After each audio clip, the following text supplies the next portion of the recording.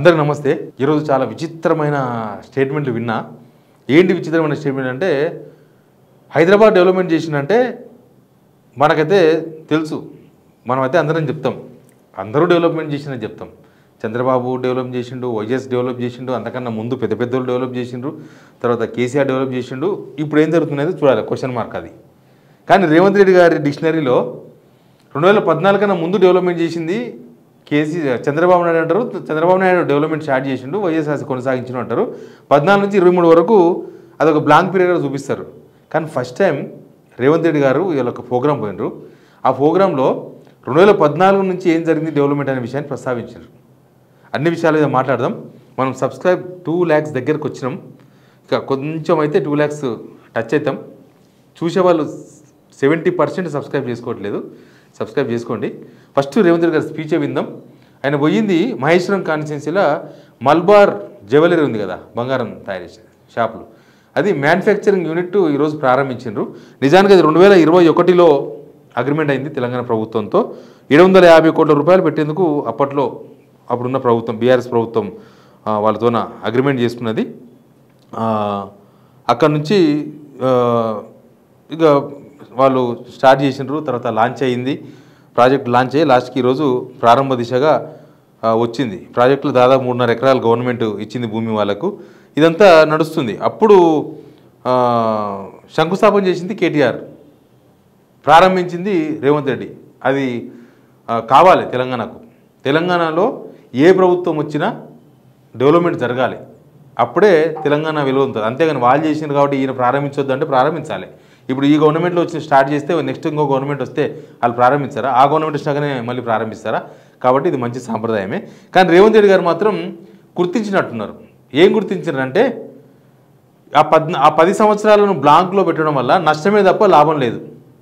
ఇంకా మనం చంద్రబాబునే పొగుడుతూ ఉంటాం, పొద్దుగాలు లేస్తే నామకా వాస్తే రాజశేఖర రెడ్డిని పొగుడుతాం, నామకా వాస్తే చంద్రబాబునేమో హార్ట్ఫుల్ పొగుడుతాం, వైఎస్ను నామకా వాస్తే పొగుడుతాం. ఆ 10 సంవత్సరాలు బ్లాక్ పీరియడ్లో పెడతాం అనే ఒక పాలసీ ఉండే. ఆ పాలసీకి కొద్దిగా బయటకు వచ్చినేమో అనిపించింది. రేవంత్ రెడ్డి నోడుకుంటా మీరు కూడా విన్నాడు ఆ స్పీచ్, తర్వాత మాట్లాడదాం. మా ప్రభుత్వం ఎప్పుడు సిద్ధంగా ఉంటుంది. పెట్టుబడులను ఆకర్షించడమే కాదు, పెట్టుబడులు పెట్టిన పెట్టుబడులకు రక్షణ కల్పించి లాభదాయకంగా వాళ్ళ వ్యాపారాలు ఉండే విధంగా రాష్ట్ర ప్రభుత్వం సహకరిస్తుంది. రాష్ట్ర ప్రభుత్వం యొక్క విధానాలు మీరు 94 నుంచి 2004 వరకు 10 సంవత్సరాలు టీడీపీ ఉన్నా, ఆ తర్వాత 10 సంవత్సరాలు కాంగ్రెస్ ఉన్నా, ఆ తర్వాత 10 సంవత్సరాలు బీఆర్ఎస్ ఉన్నా, ఇప్పుడు మన ప్రభుత్వం వచ్చిన పెట్టుబడుల విషయంలో, పారిశ్రామికవేత్తల విషయంలో మన విధానాలు మారలేదు. ఇంకా విధానాలను అభివృద్ధి చెందుకుంటూ విన్నారు కదా, బీఆర్ఎస్ అన్నాడు. నెక్స్ట్ కేసీఆర్ పేరు కూడా ఉంటుంది, అది కూడా వినాలి మీరు. అవకాశాలు కల్పించుకుంటూ ముందుకు వెళ్ళినాం. Our industrial policy, our investment policies have never changed. We are time and again governments are changing. From 94 to 2004 there was a TDP government. From 2004 to 2014 there was a Congress government headed by Rajshekar Reddy garu. From 2014 to 2024 headed by Mr. Chandrasekhar Rao. Now Congress party government is there. Governments are changing. గవర్నమెంట్లు change అయితే కానీ అభివృద్ధి మాత్రం continue అవుతుంది అనేది. అదే Hyderabad brand, అదే Telangana brand. ఎవరు ముఖ్యమంత్రి ఉన్నా మీరు తెలంగాణకు లేకపోతే హైదరాబాద్కు ఎసెట్ గారు, హైదరాబాదే ఒక పెద్ద ఎసెట్ తెలంగాణకి. ఒక మంచి మాట అయితే మాట్లాడినరు. నిజంగానే రేవంత్ రెడ్డి గారు ఎమ్మడి అందరం కొనసాగిస్తున్నాం అనేది కరెక్ట్. నేనే కొనసాగిస్తున్నా, అప్పుడు చంద్రబాబే చేసిండు అనేది తప్పు. కాకపోతే దీనిలో కొన్ని అంశాలు ఉన్నాయి. ఇప్పుడు ఈ గవర్నమెంట్ వచ్చిన తర్వాత ఒకసారి 40,000 కోట్లు, ఒకసారి 3,70,000 కోట్ల పెట్టుబడులు వచ్చినాయని దావోస్, అమెరికా, జపాన్ రకరకాలు తిరిగి వచ్చింది దేశాలు. ఒక్కటి కూడా లాంచ్ కావాలి ఇప్పటిదాకా, ఒక్కటి కూడా రిబ్బన్ కట్ చేయాలి. అసలు ఓపెనింగ్సే లేవు హైదరాబాద్లో. ఎవరో ఫ్రెండ్ పెట్టిండు, ఇన్ఫోసిస్ దేశవ్యాప్తంగా ఇయ్యాలో నేను 9,000 ఉద్యోగాలు తీసింది సాఫ్ట్వేర్. దానిలో హైదరాబాద్లో కూడా బాధితులు ఉన్నారు. అంటే సాఫ్ట్వేర్ ఉద్యోగాలు కొత్తగా ఏమి ఇస్తలేరు, ఉన్నాయే పోతున్నాయని.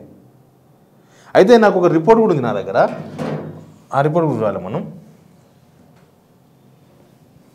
ఇంకో ఇది రిపోర్ట్, సాఫ్ట్వేర్ ఎక్స్పోర్ట్స్ 2023-24, అంటే ఈ ప్రభుత్వం రాకముందు సంవత్సరం ఇది. వీళ్ళు వచ్చింది 24 డిసెంబర్ కదా, లాస్ట్ త్రైమాసికం. మనం 3rd ప్లేస్ ఉన్నాం, తెలంగాణ 3rd ప్లేస్ ఎక్స్పోర్ట్స్లో. ఒకప్పుడు ఇవన్నీ చాలా పైన ఉండే, ఇవన్నీ పైన పైన ఉంటుండే. కర్ణాటక, మహారాష్ట్ర. కర్ణాటక అంటే బెంగళూరు, తర్వాత మహారాష్ట్ర అంటే బాంబే, తర్వాత పూణే. సాఫ్ట్వేర్ ఎక్కువ పూణే హెడ్ క్వార్టర్. తెలంగాణ మనకు హైదరాబాదే.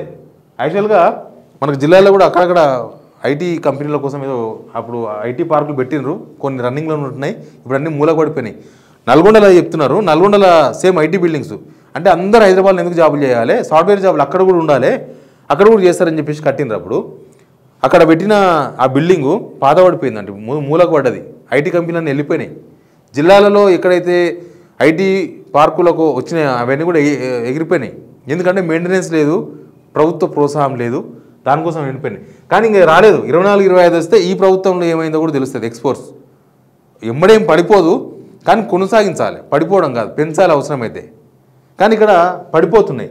ఇట్లా రేవంత్ రెడ్డి గారు ఫస్ట్ టైం కేసీఆర్ గవర్నమెంట్లో కూడా డెవలప్మెంట్ జరిగిందని, అది మన తెలంగాణ ప్రైడు. 2014 నుంచి మనం డెవలప్మెంట్ చెందినమంటేనే తెలంగాణకు ప్రైడు. అంతేగాని తెలంగాణ తీసుకున్న తర్వాత నాశనమైనామంటే ఇద్దరు అన్నదమ్ములు వేరుపడ్డారు అనుకో, వేరుపడిన తర్వాత బాగుపడితే మంచిది, కానీ వేరుపడి నష్టపోయినాం, వాడు మంచిగా ఉన్నా కూడా నష్టపోయిన లాస్ అయిపోయిన ప్రచారం జరిగింది అనుకో, ఎవరు దేకరు, ఎవరు పట్టించుకోరు.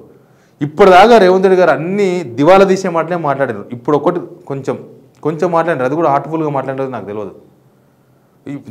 కోస్తే పైసలు రావని, తెలంగాణను ఎవడు నమ్ముతలేడని, చెప్పుల దొంగలాగా చూస్తున్నారని, ఎవడు అప్పులు ఇస్తలేడని, ఇట్లా మొత్తం తెలంగాణ బ్రాండ్ను దెబ్బతినే విధంగా మాట్లాడేస్తున్నారు.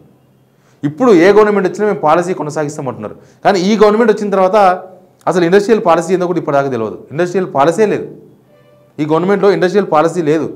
అంతకుముందు ఐపాస్ అని రకరకాల సింగిల్ విండో పర్మిషన్స్ అని అట్లా ఇచ్చిర్రు. కానీ ఇండస్ట్రియలిస్టులు సేఫెస్ట్ ప్లేస్ హైదరాబాద్ అని అన్నప్పుడే హైదరాబాద్ డెవలప్ అవుతుంది, తెలంగాణ డెవలప్ అవుతుంది. కానీ ఇక్కడ ఏ ఇండస్ట్రీ పెట్టాలన్నా కూడా ఎవరో పోయి చేతులు చాపుతున్నారు, బెదిరిస్తున్నారు, డబ్బులు అడుగుతున్నారు, వాళ్ళతో డబ్బులు వసూలు చేస్తున్నారు. లాస్ట్ ఇయర్ అనుకుంటా సంగారెడ్డిలో ఇండస్ట్రీ పెడదామని ఒక ఎన్ఆర్ఐ వచ్చి లాస్ట్ గవర్నమెంట్లో ఆయనకు జాగరు అలాట్ అయింది, జస్ట్ దాని అలొకేషన్ జరగాలి, దానికోసమని లోకల్ ఎంఆర్ఓ డబ్బులు అడిగిందని చెప్పేసి ట్వీట్ చేసిండు. లోకల్ కాంగ్రెస్ లీడర్ బెదిరిస్తున్నాం మమ్మల్ని ట్వీట్ చేసిండు ఆయన. నేను కంపెనీ పెట్టాడు, నేను వెళ్ళిపోతున్నా అని వెళ్ళిపోయాడు.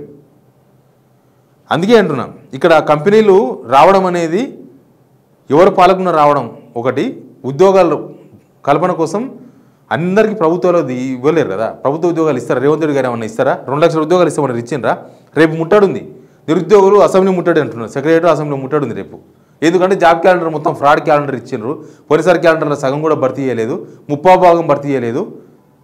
మళ్ళీ ఇప్పుడు ఇంకో క్యాలెండర్ ఇచ్చిండ్రు, దానికి ఒక చట్టబద్ధత లేదని మళ్ళీ ముట్టడింపులు స్టార్ట్ అయినాయి. కాబట్టి ప్రభుత్వాలు పాజిటివ్ మూడ్లో ఉంటే అప్పుడు ఏమైనా వ్యవహారం నడుస్తుంది. ఏడికి పోయినా ఒకటే రాగం ఎత్తినాం అనుకో, వ్యవహారం ముందుకు పోదు. సరే, ఎందుకు మాట్లాడినారు రేవంత్ రెడ్డి గారు, కానీ ఇది గుడ్ వే, ఇదే కరెక్ట్. రేపు నాడు ఇంకోరు వస్తారు, మీరేం పర్మనెంట్ కాదు కదా. రేపు ఇంకోరు వచ్చినప్పుడు కూడా రేవంత్ రెడ్డి గవర్నమెంట్లో ఇది జరిగింది డెవలప్మెంట్ అని చెప్పుకునేటట్లు ఉండాలి.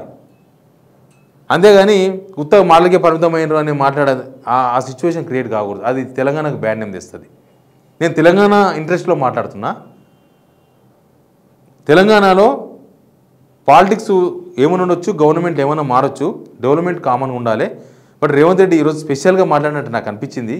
ఎందుకో ఆ స్పెషల్ ఎందుకు వచ్చిందో, లేకపోతే ఇవన్నీ పోయిన గవర్నమెంట్లో జరిగిన అగ్రిమెంట్ ఇప్పుడు లాంచ్ అయ్యేది. మొన్న ఫ్లైఓవర్ ఓపెన్ చేసిండు, ఈ గవర్నమెంట్ కాదు, పోయిన గవర్నమెంట్ కట్టింది. ఇప్పటి వరకు రేవంత్ రెడ్డి ప్రారంభోత్సవాలు మొత్తం పోయిన గవర్నమెంట్లో జరిగిన పనులే. ఈ గవర్నమెంట్ వచ్చినాక కనీసం శంకుస్థాపన కూడా జరగాలి. శంకుస్థాపన జరిగితేనే మీ గవర్నమెంట్ పోయేలోపు కొన్ని పనులు అవుతాయి, ఇంకా కొన్ని కన్స్ట్రక్షన్లో ఉంటాయి. మళ్ళీ నెక్స్ట్ వచ్చే గవర్నమెంట్ ఎవరు వస్తే వాళ్ళు ప్రారంభిస్తారు. ఏం జరుగుతుందో కానీ రాజకీయాలను పక్కన పెట్టి కొంచెం ఇట్లాంటి విషయాల మీద కాన్సన్ట్రేషన్ చేసిన అవసరం ఉంది. ఏం జరుగుతుందో చూద్దాం. Please subscribe signal TV.